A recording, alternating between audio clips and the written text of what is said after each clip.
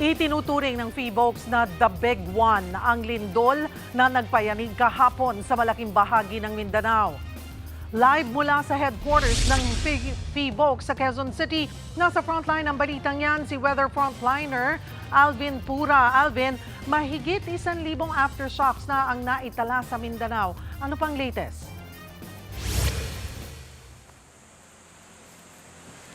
Yes, Cheryl, kung makikita nyo dito sa aking likuran, ito po yung PHIVOLCS REDAS o Rapid Earthquake Damage Assessment System ng PHIVOLCS. At pinapakita dito, ito pong mga kulay dilaw ang mga naitalang aftershocks simula kahapon pa. Pinakamataas pa po yan, o umabot pa nga yan sa hanggang 6.4 magnitude kahapon ng umaga. At ngayong araw ito, pinakamataas naman sa 5.2 magnitude na kanina po yung umaga rin. At ang ating latest na naitala is kanina pa, 6:07 p.m. na umabot naman sa hanggang 5.4 magnitude. So, ito po yan. So, napakarami po pong ating mga aftershocks na natatanggap simula kahapon. Kaya mga kapatid, mag-ingat pa rin po tayo, lalong-lalo na po doon sa mga bumabalik na sa ating mga tahanan at bahay dahil nga tuloy-tuloy pa rin po yung ating mga aftershocks na nararanasan. Especially po doon sa mga areas na damage na or medyo na-rattle or na-alog pa nitong nakaraang lindol. So medyo delikado pa rin po yan. Para sa iba pang detalye, nandito po si Sir Paulo Sawi, ang ating Science Research Analyst na nagmula sa PHIVOLCS. Sir Paulo, ano pa bang ating mga detalye about sa ating lindol? So sa ngayon po, as of 5 a.m., meron na po tayong recorded na aftershock na 1,401. Then platted po, o ibig sabihin na-locate ng PHIVOLCS, which is nakikita nyo dito, nasa 403 po siya. Then ang mga felt po dito is 307 po. Then ang magnitude range o yung mga magnitude na naitala is from 1.3 to 6.4 po. Maraming salamat, Sir Paulo. Ma'am Cheryl. Alright, Sir Paulo, marami tayong mga kababayan na takot na umuwi sa kanilang mga bahay. At sabi nyo nga, yung mga aftershocks, may kalakasan pa rin. May 5.4, 5.2, 5.2, pinakamalakas yung 6.4.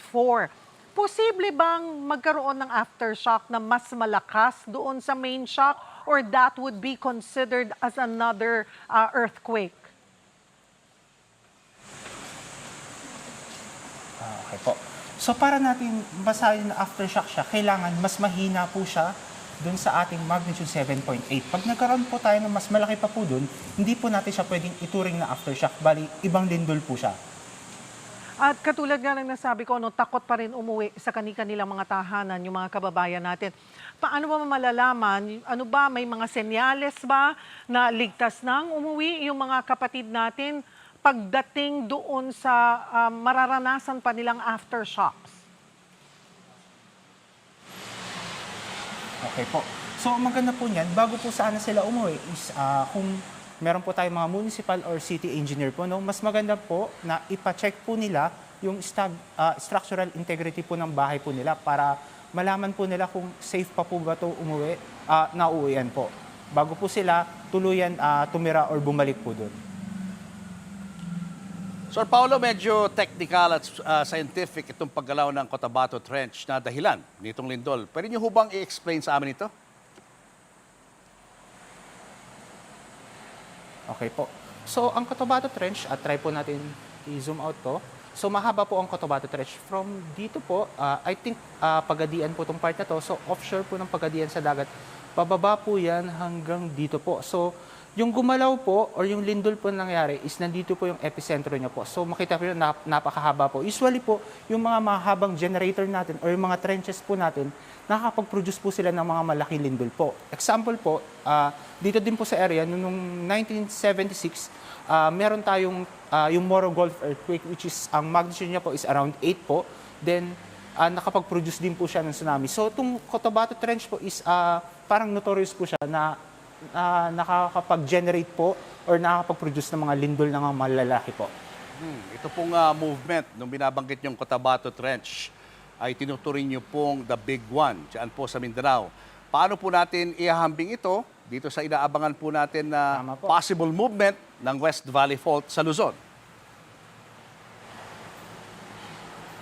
Okay po.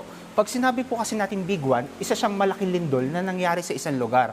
So kaya itong sa Sarangani po, tama, itong event ko po kahapon na lindol is big one na po siya since malaki, siya na po yung malaki sa area po.